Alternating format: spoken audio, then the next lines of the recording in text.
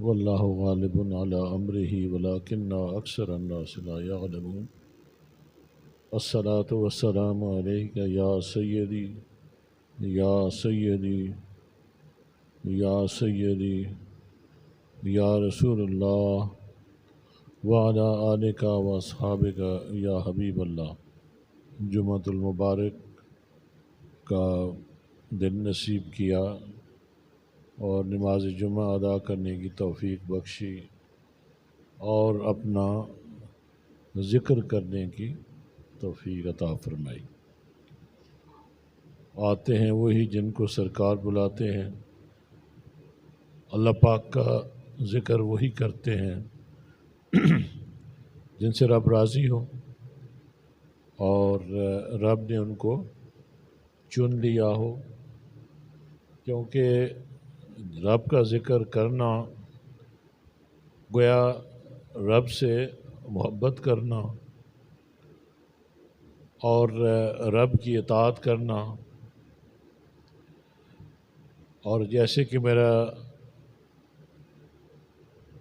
پیارا رب فرماتا ہے کہ مجھے کثرت سے یاد کرو، میرا کثرت سے ذکر کرو تاکہ تم کامیاب ہو جاؤ۔ تم میرا ذکر کرو گے، میں تمہارے چرچے کروں گا، اور دلوں کا سکون جو ہے وہ صرف ذکر الہی میں ہے، اللہ پاک کے ذکر میں ہے، اس کے علاوہ دلوں کا سکون اور کسی چیز میں نہیں۔ پھر میرے رب نے فرمایا کہ مجھے ہر چیز سے ٹوٹ جاؤ اور مجھے میرا والہانہ ذکر کرو، یعنی کمال شوق کی دعوت دیتے ہیں میرے رب پاک کہ ہر چیز سے کٹ کے، ہر چیز سے جدا ہو کر میں رب کے نام کا ذکر کروں۔ وَاذْكُرِ اسْمَ رَبِّكَ وَتَبَتَّلْ إِلَيْهِ تَبْتِيلًا، کہ یہ کمال شوق کی دعوت ہے کہ ہر چیز سے منہ موڑ لو، ہر چیز سے مکھ موڑ لو اور میری طرف متوجہ ہو جاؤ، میرا ذکر کثرت سے میرا ذکر۔ اب سوال یہ پیدا ہوتا ہے کہ ذکر کیا ہے؟ قرآن پاک کی تلاوت کرنا بھی ذکر ہے، نماز پڑھنا بھی ذکر ہے، رب کو یاد کرنا ذکر ہے، کسی بھی طریقے سے یاد کیا جائے رب کو، یہ ذکر ہے۔ لیکن یہاں پہ جو اللہ پاک جو فرماتے ہیں کہ وَاذْكُرِ اسْمَ رَبِّكَ وَتَبَتَّلْ إِلَيْهِ تَبْتِيلًا، اس میں واضح طور پہ یہ بات ملتی ہے کہ رب کریم فرماتے ہیں کہ میں رب کے نام کا ذکر کرو۔ رب بھی تو رب خود جو نام ہے، لیکن یہ صفاتی نام ہے، باقی جتنے نام ہیں اللہ پاک کے وہ صفاتی ہیں، سوائے ایک نام کے جو اللہ پاک کا ذاتی نام ہے، وہ ہے اللہ۔ تو یہاں پہ میرا پیارا رب فرماتا ہے کہ میرے نام کا ذکر کرو، گویا اسم ذات کا ذکر کرو، اور اسم ذات تو اللہ ہے، اور ہم نقشبندی اسم ذات کا ذکر کرتے ہیں، اور ہمارا لطائف کا ذکر ہے، 7 لطائف ہیں، 5 سینے میں جن کا تعلق عالم ارواح سے ہے، اور 2 لطائف جن کا تعلق عالم خلق سے ہے، وہ انسان کے سر میں ہے، نفس اور قالب۔ تو اسم ذات کے ذریعے اور پیر مرشد کی توجہات سے، عنایات سے یہ جو لطائف ہیں یہ ذکر کرتے ہیں، اور یہ رب کے ذکر میں جاری ہو جاتے ہیں، اور یہ 5 لطائف، 7 لطائف ہر وقت اللہ اللہ کرتے ہیں، اور اس کے بعد جو ہے نفی اثبات کرایا جاتا ہے اب سے دم کے ساتھ، اور اس کے بعد پھر مراقبات ہیں، 36 مراقبات ہیں۔ یہ پورا کورس ہے، پورا سلیبس ہے نقش بندیوں کا۔ اس کے علاوہ قادریہ، چشتیہ، سہروردیہ، ان کے اپنے اسباق ہیں، قادریہ کے 9 سبق ہیں،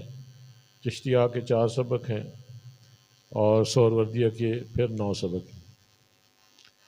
تو یہ میرے دوستو، یہ اولیاء کرام، ہمارے اکابر اولیاء کرام اور ہمارے یہ اسلاف کا طریقہ رہا ہے، انہوں نے یہ ترتیب متعین کی ہے کہ چاروں سلاسل برحق ہیں اور ان کے اپنے اسباق ہیں، اپنی ایک ترتیب سے یہ کرائے جاتے ہیں۔ مقصود جو ہے وہ اللہ پاک کی محبت ہے۔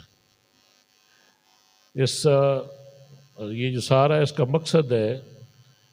یہ اسے سلوک کہتے ہیں،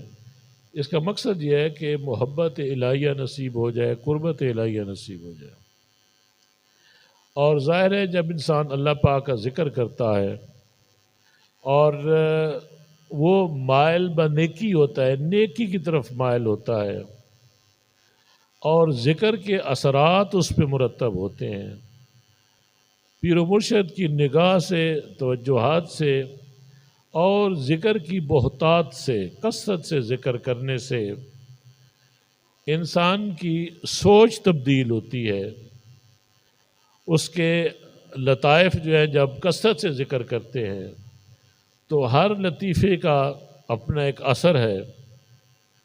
اور اس کے اپنے اسرار اور رموز ہیں جو کہ انسان کے رویوں کو پہ اثر انداز ہوتے ہیں، اس کی سوچ پہ اثر انداز ہوتے ہیں۔ تو ذکر الہی کرنے سے اور یہ سلوک جو ہے یہ کرنے سے انسان ایک ایسے راستے پہ چل پڑتا ہے جو کہ اس کو محبت الہی پہ منتج ہوتا ہے اور اس کو اللہ پاک کی قربت نصیب ہوتی ہے، اور پھر جو ولایت کے مختلف منازل ہیں وہ انسان طے کرتا ہے جو آگے بڑھتا جاتا ہے۔ تو یہ ایک سفر ہے جو کہ پیر و مرشد اپنے مرید کو ساتھ لے کر چلتا ہے اور منزل مقصود تک پہنچاتا ہے۔ تو ایسا کرنے سے ایک تو انسان کو اپنی پہچان ہوتی ہے، جب وہ اللہ پاک کا ذکر کرے گا، مرشد کی صحبت میں رہے گا، اس پہ اثرات مرتب ہوں گے اور اس کو اپنی پہچان آئے گی کہ میں کون ہوں اور میرا اصل دنیا میں آنے کا مقصد کیا ہے، اور اس کے بعد دنیا سے جانے کے بعد کیسے معاملات ہوں گے۔ تو گویا وہ اس کے ایک ذہن میں اس کی سوچ اور فکر جو ہے اس میں یہ بات سما جاتی ہے کہ میں نے اپنے رب کی تابعداری کرنی ہے۔ اگر ذکر کا مطلب یوں بھی لیا جائے تو غلط نہیں ہوگا کہ اللہ پاک کی اطاعت کرنا، اللہ پاک کا ہر حکم ماننا، یہ بھی ذکر ہے، اور جس کام سے اللہ پاک منع فرمائے وہ نہ کرنا، گویا یہ بھی اللہ پاک کی اطاعت اور اللہ پاک کی تابعداری ہے اور یہ بھی ذکر ہے۔ اور اسی طریقے سے رسول اللہ صلی اللہ علیہ وآلہ وسلم آپ جس بات کو کرنے کے لیے فرمائیں وہ ہم کریں اور جن سے روکیں اس سے ہم رک جائیں، تو یہ بھی ہمیں اپنے اللہ تک پہنچاتا ہے، کیونکہ جیسے میں نے عرض کیا کہ مقصود قرب الہی ہے، محبت الہی ہے، تو اللہ پاک کو جاننا ضروری ہے۔ جب جان جائے گا تو پھر مان جائے گا، انہیں جانا انہیں مانا۔ تو جاننے کا مطلب اگر ہم اس معنی میں لیں کہ یہ پہچان ہے، جاننا پہچان ہے،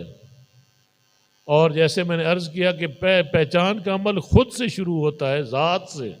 خود کو پہچاننا، اور پھر جو حدیث مبارکہ ہے کہ جس نے خود کو پہچانا اس نے رب کو پہچانا۔ تو یوں یہ سلسلہ چل نکلتا ہے،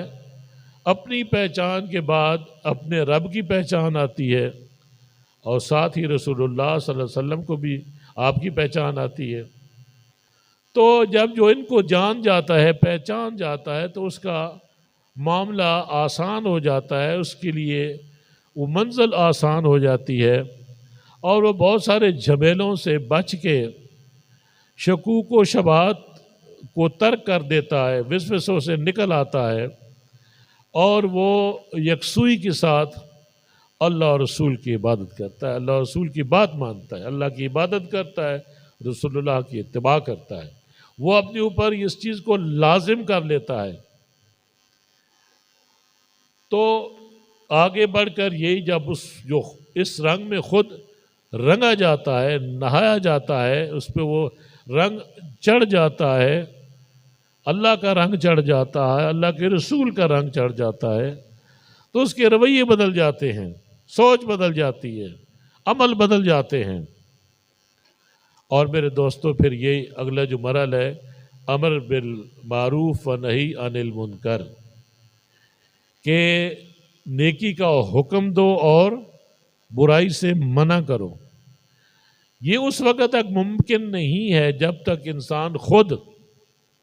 اس معیار پہ نہیں پہنچتا ہے، اس سٹیج پہ نہیں پہنچتا ہے کہ جہاں اس کی اپنی صفائی مکمل ہوتی ہے، باطن کی صفائی مکمل ہوتی ہے،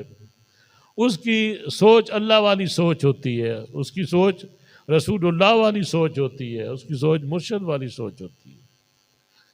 تو وہ سوچ کے جس وقت وہ حامل ہوتا ہے تو پھر وہ اپنے آپ کو جب وہ بدل لیتا ہے تو پھر وہ دوسروں کو بدلنے کے لیے نکلتا ہے، پھر وہ میدان عمل میں آتا ہے۔ ایسے نہیں ہے کہ جیسے ہمارے آج کل کچھ نام نہاد کون سے ہمارے جو کرتا رہتا ہے، یا اس ملک کے جو والی وارث بنے بیٹھے ہیں، جنہوں نے کہیں سے سن لیا امر بالمعروف و نہی عن المنکر، وہ یاد کر لیا اور اس کو اسلامی ٹچ دے دی۔ یہ اسلام ٹچ کا نام نہیں ہے، اسلام سچ کا نام ہے، اسلام حق کا نام ہے۔ تو اس لیے میرے دوستو، جب اس کو اس مقام پہ پہنچتا ہے تو یعنی ایک تو اس کو اپنی پہچان ہوتی ہے، پھر اللہ اور رسول کی پہچان ہوتی ہے، پھر وہ قرب کے منزل منازل طے کرتا ہے، اور جب وہ اس میں پختہ ہو جاتا ہے اپنی سوچ میں، اپنی فکر میں اور اپنے عمل میں، جب وہ قول اور فعل کے تضاد سے نکل آتا ہے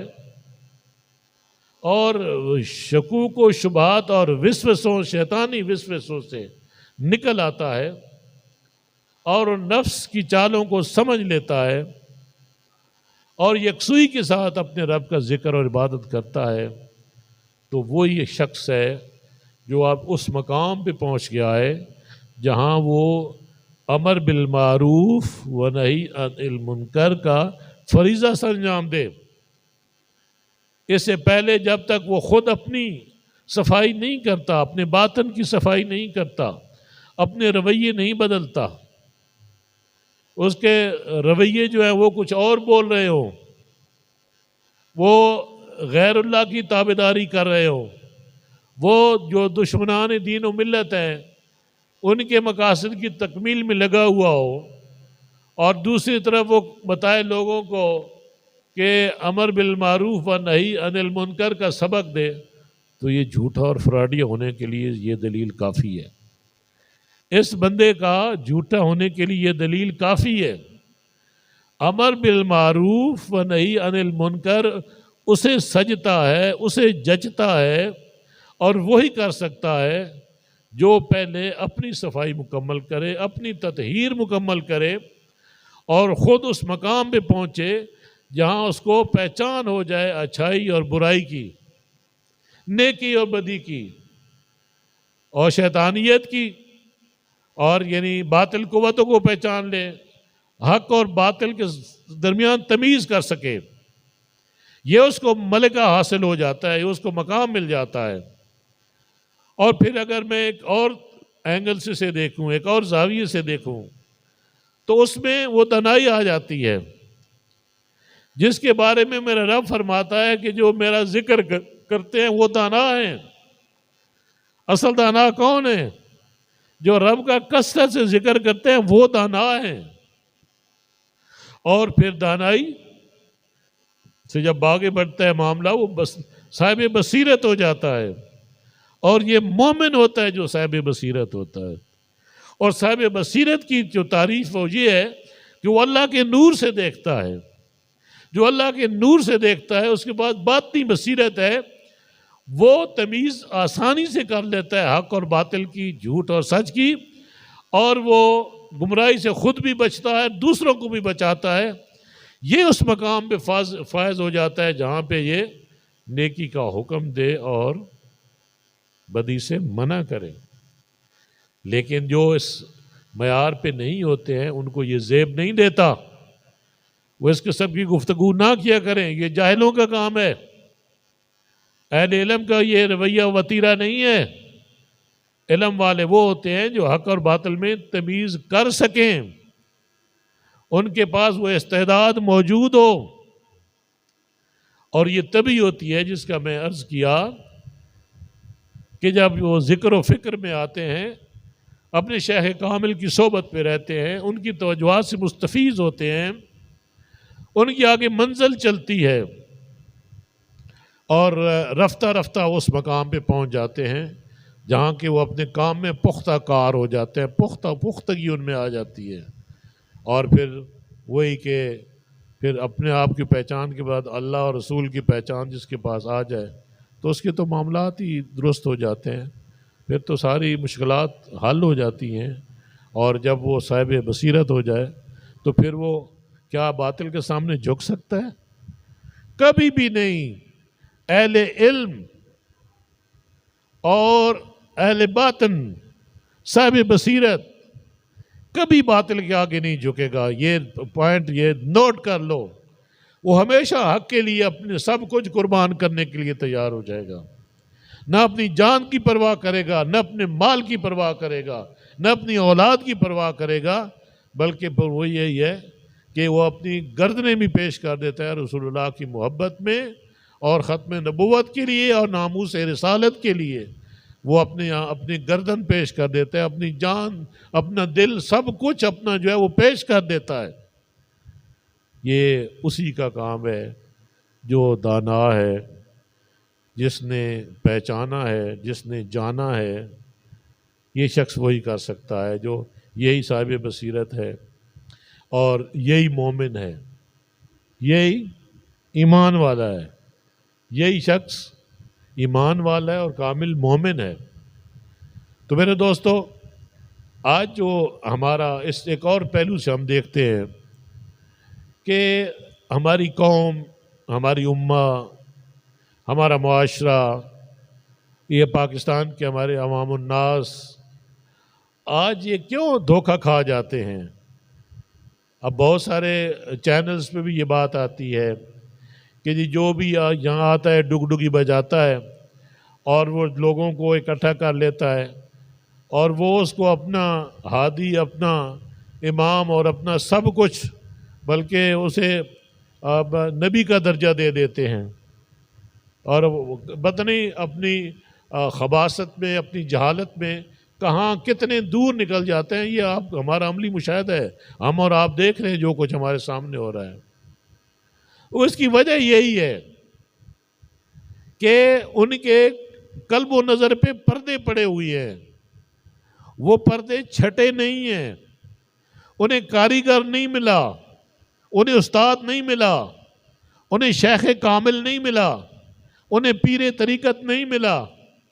جو ان کے باطن کی صفائی کرے اور یہ غفلت کے پردے یہ اس کے چھٹ جائیں اور وہ دانا ہو جائے یا صاحب بصیرت ہو جائے۔ تو اسی وجہ سے ہمارے عوام یہ خطا کرتے ہیں کہ ان کو پاس، کیونکہ ان کے پاس وہ پہچان نہیں ہے، کھرے کھوٹے میں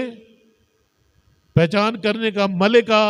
ان کے پاس، سلیقہ ان کے پاس یہ فن نہیں ہے۔ تو اس کا نتیجہ یہ ہے کہ عوام الناس، غلط قسم کے لوگ جو خود گمراہ ہیں، وہ پوری قوم کو گمراہ کر رہے ہیں، پورے معاشرے کا ستیہ ناش کر رہے ہیں، پاکستان کی سرحدوں کو کھوکھلا کر رہے ہیں، نظریہ پاکستان سے لوگوں کو دور کر رہے ہیں، اور یوں وہ اس پوری قوم کی تباہی اور بربادی کا سامان مہیا کر رہے ہیں یہ لوگ۔ اس لیے عوام الناس جب تک انہیں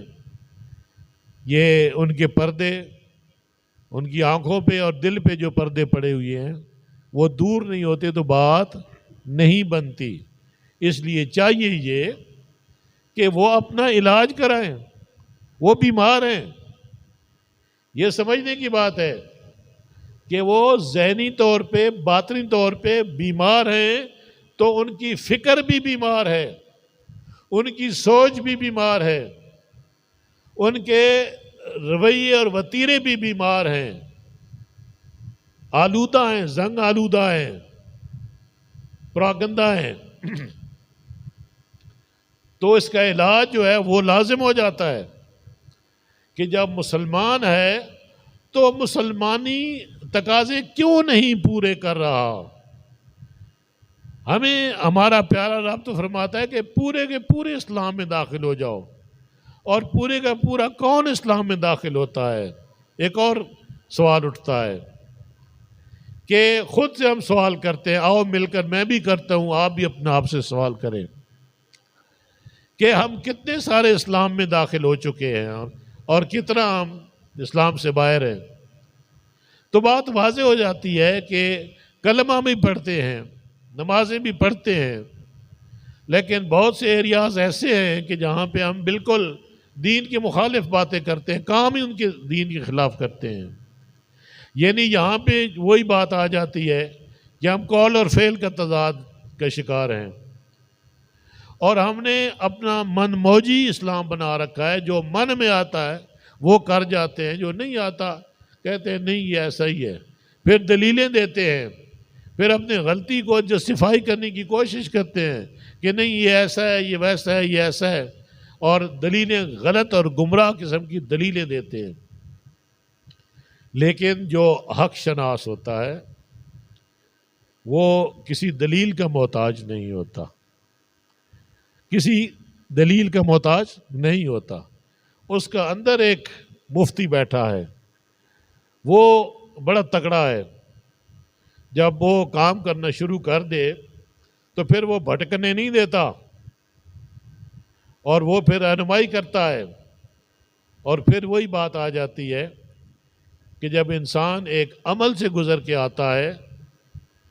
تو پھر اس کو ایک طریقت کی تعلیم لیتا ہے، ایک سلوک کی منزل کرتا ہے اور تصوف کے تقاضے پورے کرتا ہے، پھر وہ مرشد کی صحبت میں آ کر یہ منازل طے کرتا ہے، تو وہ اس کو یہ ساری باتیں سمجھ آتی ہیں۔ نہیں تو بہت سارے لوگ ہیں علم پڑھ کے بھی بے علم ہیں۔ کیا؟ علم پڑھ کے بھی بے علم ہیں، علم پڑھ کے بھی جہالت کا مظاہرہ کرتے ہیں،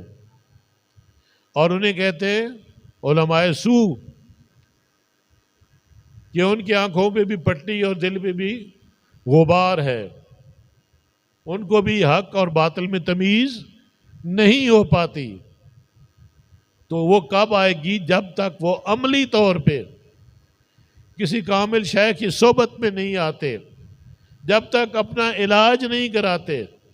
جب تک اپنے قلب پہ جو زنگ چڑھ گیا اس زنگ کو جب تک دور نہیں کرتے تو معاملات درست نہیں ہوتے۔ یہی وجہ ہے آج الحمدللہ ہم جو تحریک لبیک پاکستان سے وابستہ ہیں اور سلسلہ سیفیہ، اس کے علاوہ اور بھی ہمارے بھائی ہیں جو ایک ہی ہمارا مسلک ہے، جو یا رسول اللہ کہنے والے ہیں، اور کسی نہ کسی آستانے کسی نہ کسی خانوادے کے ساتھ متعلق ہیں، تو ظاہر ہے ان کے اپنے شیخ کی اثرات ان پہ ہیں کی صحبت کی وجہ سے، تو وہ لوگ جو ہے وہ تو بات سمجھتے ہیں، اس لیے وہ تو اپنی جان بھی قربان کرنے کو تیار ہو جاتے ہیں۔ جب بات رسول اللہ کے عظمت کی اور ناموس کی آتی ہے تو وہ سب کچھ قربان کرنے کو تیار ہو جاتے ہیں۔ کیوں؟ کہ وہ پہچانتے ہیں کہ حق کیا ہے اور باطل کیا ہے، اور وہ بخوبی جانتے ہیں کہ جو ہم کرنے جا رہے ہیں یہ حق ہے، اور وہ پیچھے نہیں ہٹتے۔ یہ ان کی کنوکشن ہے، یہ ان کا کامل یقین ہے ان کا۔ اور یہ یقین کہاں سے آیا ہے؟ انہوں نے سمجھا ہے، انہوں نے پہچانا ہے، انہوں نے جانا ہے، انہوں نے کسی شیخ کامل سے تربیت حاصل کی ہے،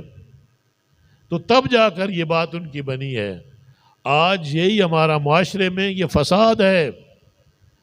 کہ کلمہ پڑھتے ہیں لیکن بات رسول اللہ کی نہیں مانتے۔ جب رسول اللہ کی عظمت اور ناموس اور ختم نبوت کی بات آتی ہے تو پھر چیں چوں چوں کرنے شروع کر دیتے ہیں، اور وہی کہ چوں کے چنانچہ ایسے ویسا، پھر تعویلیں پیدا کرتے ہیں، ایسا نہیں ہے ویسا، ویسا نہیں ایسا۔ یہ کیا ہے؟ یہ ساری شیطانی عمل ہے، شیطانی فعل ہے۔ جب بات آپ کی عظمت کی آ جائے، آپ کی نموز کی آ جائے، تو دوسری سوچ ہی مسلمان کے پاس نہیں ہے، سرے سے اور کوئی سوچ ہی نہیں ہے کہ قربان ہو جائے نبی پاک صلی اللہ علیہ وسلم کی عظمت پہ، جیسے صحابہ کرام کی زندگیوں سے ہمیں ملتا ہے یہ سب کچھ۔ لیکن آج ایسا نہیں ہے۔ ایک طرف داعی ہیں عاشق رسول، ایک طرف دعویٰ کرتے ہیں مدینہ کی ریاست، اور پتہ نہیں اب دعوے میں کہاں سے کہاں تک پہنچ جاتے ہیں، لیکن دوسری طرف مسلطوں کا شکار، جب ناموس کی اور بات آ جائے تو پھر کہتے ہیں کہ تعلقات خراب ہوئی ہے تو ہماری تجارتی توازن خراب ہو جائے گا، ہمارے تعلقات جو ہے وہ خراب ہو جائیں گے تو ہماری جو آمدن ہے، ہمارے زر مبادلہ اس میں کمی ہو جائے گی، باہر سے ایڈ آنی بند ہو جائے گی۔ تو کیا کہتے ہیں؟ وہ سودا کر لیتے ہیں، کس کے ساتھ؟ باطل کے ساتھ۔ کس کی سائڈ پہ کھڑے ہو جاتے ہیں؟ باطل کے ساتھ۔ حق کو چھوڑ دیتے ہیں، اپنے رسول اللہ کی محبت چھوڑ دیتے ہیں۔ وہاں آ کر یہ لوگ، یہ فسادی اور یہ بدترین دین کے دشمن اور لوگوں کو گمراہ کرنے والے یہ لوگ ہیں، انہیں دین کی رتی برابر بھی سمجھ نہیں ہے اسلام کی، اور دعوے ان کے بڑے بلند اور بانگ دعوے کرتے ہیں۔ یہ بات صرف علماء حق جو ہیں ان کے پاس ہے، باعمل علماء، صوفیاء کرام، نام نہاد صوفی نہیں۔ الحمدللہ بہت سارے ایسے لوگ ہیں ہمارے پاکستان میں، بہت سارے ایسے پیر خانے ہیں جہاں پہ باقاعدہ جو ہے اللہ پاک کا ذکر کیا جاتا ہے، لوگوں کی تربیت کی جاتی ہے، انہیں اچھائی کے درس دیے جاتے ہیں، انہیں دین کی تربیت دی جاتی ہے،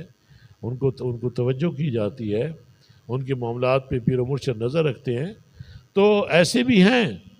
لیکن کچھ ایسے بھی ہیں کہ جن پہ انگلیاں اٹھتی ہیں اور جینوئنلی اٹھتی ہیں، ایسے نہیں گپ شپ نہیں، واقعتاً جو ہے وہ کام نہیں کر پا رہے بلکہ اس کے مخالف کام کر رہے ہیں، کہ جب کھائیں رسول اللہ کا، رسول اللہ کے نام کی روٹیاں کھائیں، اور جب آپ کی عظمت کی بات آئے، ناموس کی بات آئے، تو پھر کسی آپ کے مخالف کے پاس جا کر کھڑے ہو جائیں۔ اس سے بڑے بھی کوئی نمک حرامی ہے؟ نمک کسی کا کھا کر کام کسی اور کا کرے۔ تو میرے دوستو، یہ فساد جس کی طرف میں واضح اشارہ کر رہا ہوں، بلکہ بتا رہا ہوں کہ ہم نے جو ہمارا دین ہے، ہمارا اسلام ہے،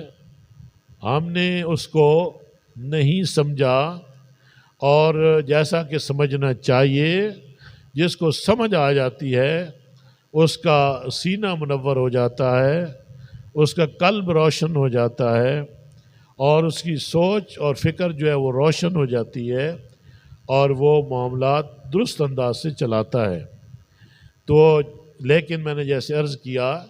کہ ہمارے معاشرے میں ایسی تعداد بہت زیادہ ہے جو کہ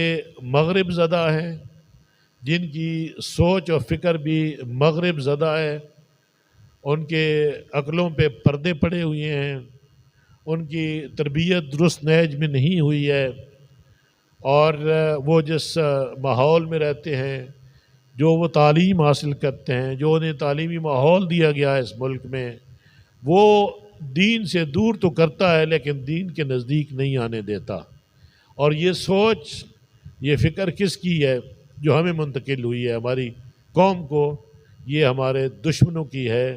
یہ یہود و نصارہ اور ہنود کی یہ سوچ ہے جو کہ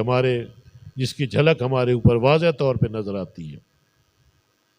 کیونکہ عمل بولتا ہے، action speak louder than the words, الفاظ سے زیادہ عمل بولتا ہے، ہمارے عمل جو ہیں وہ یہ ظاہر کرتے ہیں کہ ہم باغی شریعت محمدی صلی اللہ علیہ وسلم کے، ہم دین سے دور ہیں اور ہم اغیار کے نرغے میں ہیں، ان کے چنگل میں ہیں۔ آج آپ دیکھیں، بات لمبی ہو جائے گی لیکن میں دعوت فکر دیتا ہوں، اور جو اہل علم ہیں وہ اچھی طریقے سے جانتے ہیں کہ ہم جو 72-73 سال سے جو تاریکیوں میں ڈوبے ہوئے ہیں اور ہمارے حالات جو ہیں وہ نہیں سنور پا رہے، ہم مشکلات کا شکار ہیں، ہمارا پیارا ملک جو ہے وہ ایک کسی مجبور اور کسی مقید پرندے کی طرح پھڑپھڑا رہا ہے اور اس کو کوئی وے آؤٹ نہیں مل رہا، اس کو کوئی راستہ نہیں مل رہا۔ تو اس کی مین وجہ یہی ہے کہ ہم نے نظریہ پاکستان کو چھوڑ دیا، ہم نے اپنے دین کو چھوڑ دیا، ہم غیر سے مرغوب ہو گئے، دشمنان دین و ملت سے مرغوب ہو گئے، ان کے طریقوں سے مرغوب ہو گئے، ان کی سوچ، ان کی تہذیب سے مرغوب ہو گئے، ان کی تعلیم اور تربیت سے مرغوب ہو گئے۔ گویا ہم نے ان کی تہذیب اور تمدن کو اپنی تہذیب اور تمدن جو کہ اسلامی ہے اس کو فوقیت دے دی ہے، جو نہ ہماری تہذیب ہے، نہ ہمارا تمدن ہے، نہ ہماری سوچ ہے، مسلمان والی وہ سوچ قطعاً نہیں ہے۔ تو جب انسان اتنا بڑا سودا کر لیتا ہے کہ اپنی تہذیب، اپنا نظام اور اپنا جو ایک مسلمان کا ایک طریقہ کار ہے اس کو چھوڑ دیتا ہے، رسول اللہ کے رستے کو چھوڑ دیتا ہے، صحابہ کے طریقوں کو چھوڑ دیتا ہے اور کسی اور کے طریقے پہ چل نکلتا ہے، تو اس کو کامیابی کہاں سے ملے گی؟ وہ ناکام ہے، اور اس گمراہی کی سزا پوری قوم کو مل رہی ہے۔ اس لیے ضرورت اس امر کی ہے کہ ہم غور کریں، سوال کریں اپنے آپ سے کہ ہمارا المیہ کہاں سے شروع ہوا اور یہ جاری اور ساری ہے اور یہ کیسے ختم ہوگا؟ اس سوال کا جواب ہر مسلمان کو ڈھونڈنا ہے، اپنے باطن میں، اپنے گریبان میں جھانک کر دیکھے کہ میں کتنا مسلمان ہوں اور کتنے مسلمانی تقاضے پورے کر رہا ہوں اور میں غیر کے کتنے کام کر رہا ہوں۔ تو اسے بات واضح ہو جائے گی کہ میں تو بہت کچھ لٹا چکا ہوں، میں تو بلکہ اپنی نسلوں کو تباہ کر چکا ہوں، میں تو آنے والی اپنے بچے جو ہیں ان کو تباہ کر چکا ہوں، میں تو اپنا نظام تباہ کر چکا ہوں، اپنی زندگیاں تباہ کر چکا ہوں۔ تو ہم کیوں نہیں سوچتے خدا را ان لوگوں کے پیچھے مت جائیے جو اسلام بیزار ہیں، دین کے بھگوڑے ہیں، شریعت کے باغی ہیں، ان لوگوں سے مسلمان کا کوئی سروکار نہیں۔ مسلمان اگر دامن پکڑیں تو علماء حقہ کا دامن پکڑیں تو صوفیاء کرام، سچے اور سچے صوفیاء کرام، ان کا دامن پکڑیں اور اپنی تربیت ایک مسلمان کی حیثیت سے کریں اور اپنے احوال بدلیں، اپنے طریقے بدلیں، اپنی سوچ و فکر بدلیں، اپنے رویے بدلیں، پھر جا کر بات بنے گی، ورنہ بات بننے کو نہیں ہے۔ اس لیے امر بالمعروف و نہی عن المنکر ان کا کام ہے جو پہلے خود مکمل طور پہ شریعت کے سانچے میں ڈھل جائیں اور ان کی سوچ اور فکر مکمل مسلمانی اور ایک مومن کی والی ہو جائے۔ وہی جہاد بھی وہی کر سکتے ہیں، برائی کو بھی وہی روک سکتے ہیں، جو اخلاص کی منزل کو پہنچ جاتے ہیں، جن کی پہچان کا عمل پورا ہو جاتا ہے، جو دین کے ساتھ بھی مخلص ہیں، اللہ رسول کے ساتھ مخلص ہیں، خود اپنے ساتھ مخلص ہیں بلکہ ہر ایک کے ساتھ مخلص ہو جاتے ہیں وہ لوگ کہ جو روحانیت کی حامل ہیں، جو بصیرت کے حامل ہیں۔ تو اس لیے میرے دوستو، یہ آج کے ہم دور میں دیکھتے ہیں کہ تحریک پاکستان